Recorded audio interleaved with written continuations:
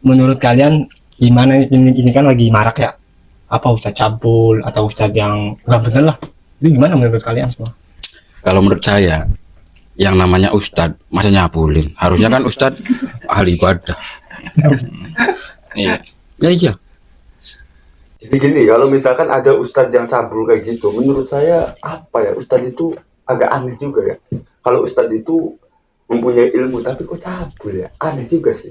Jadi efeknya itu ke pesantrennya, jadi pada takut pada pesantren ibu-ibunya ya, bukan ibu-ibunya sih, anak-anak ibunya gitu. Iya, efeknya berat. Ya menurut sudut pandang itu sih ya.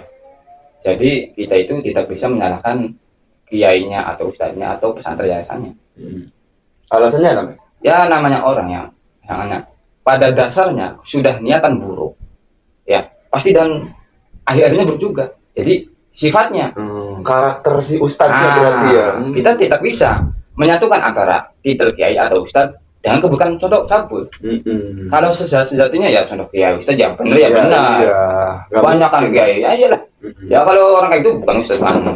Iya. Kiai Karena ilmunya nggak dipakai. Kalau ilmunya dipakai baru namanya pasti. Jadi kita tidak bisa harusnya wah ustadz apa kiai cabul ini. Kita jangan akan tulis saja. Emang orangnya emang seperti kayak gitu. emang orangnya cabul. Iya. Iya. Jadi harus diapain itu? Dibakar Pak. Gimana ya tanggapan kalian semua ya tentang istilah cerewet, yang galak, yang manyun aja. Apa aduh anjir. Manyun pokoknya. Dermena ya? Bu ini apa aja maksudnya manyun aja lah. Ya kalau menurut saya sih, mengenai ya, istri yang kayak gitu, ya mending ditinggalin. Masih banyak janda-janda yang demplon.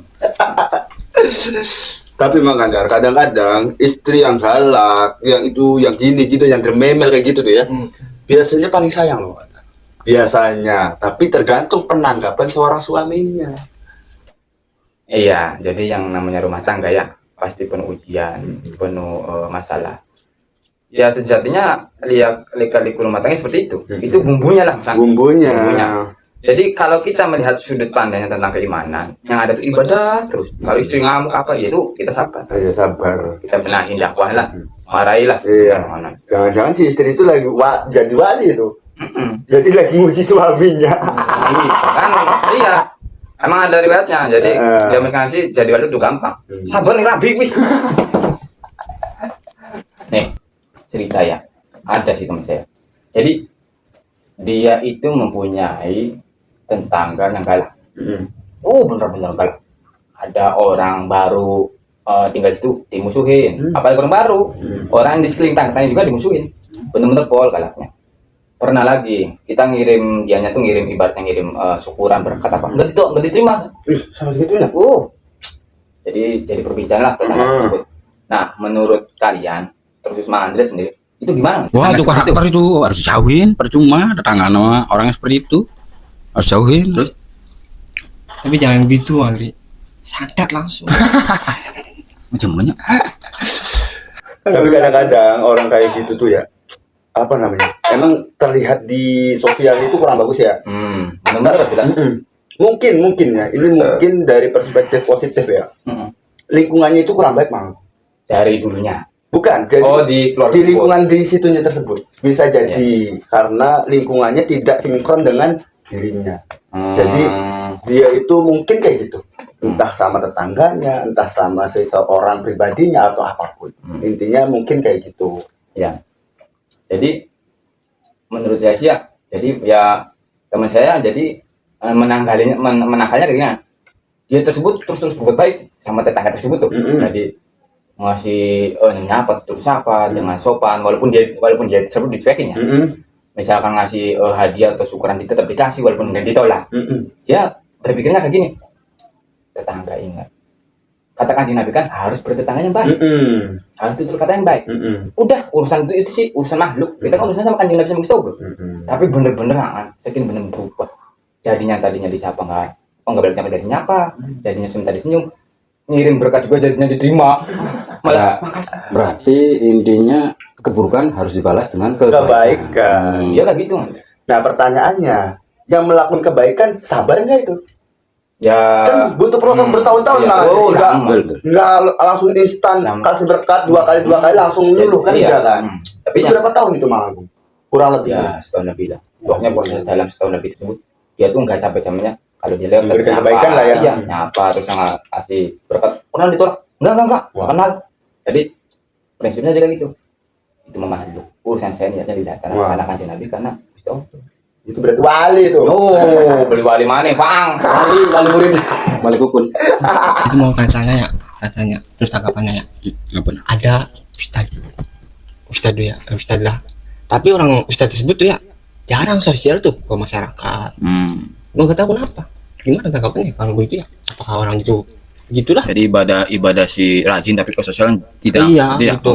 Ya kalau menurut saya, ya Ndai, yang namanya ustadz ya, dia kan harusnya hidup bermasyarakat juga. Yang namanya sosial perlu. Nggak mungkin orang mati sendirian, terus bisa ngubur sendiri, harus dibantu sama orang lain. Makanya sosial perlu.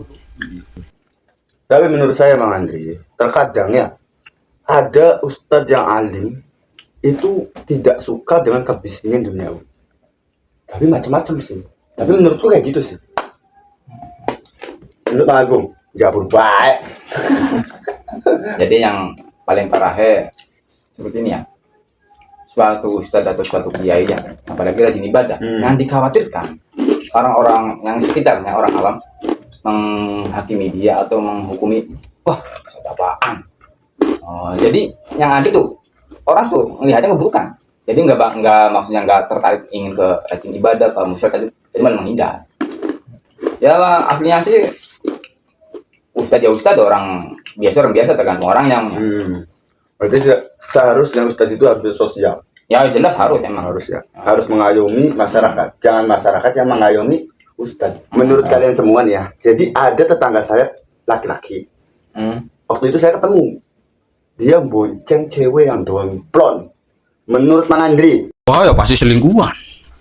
Demplon. Menurut Mang Andar. Astagfirullahaladzim. Jangan gitu, kan kita tahu. Kalau menurut Pak Agung. Ya bisa jadi bibinya, bisa jadi adik kakaknya, bisa jadi juga saudaranya. Ya. Ya yang musik. Tapi menurut saya Mang Andri, jawaban Mang Agung yang paling benar. Jadi perbanyaklah husnuzon kepada orang. Iya. Jadi Memang kita tahu sih ya. karena kita itu tidak tahu dia yang dibonceng itu kakaknya kah, bibinya kah, atau adik iparnya kah, Selingkuh-selingkuhan atau itu. siapanya, bukan selingkuhannya atau Iya banget sudut baru. jadi tapi emang demplon.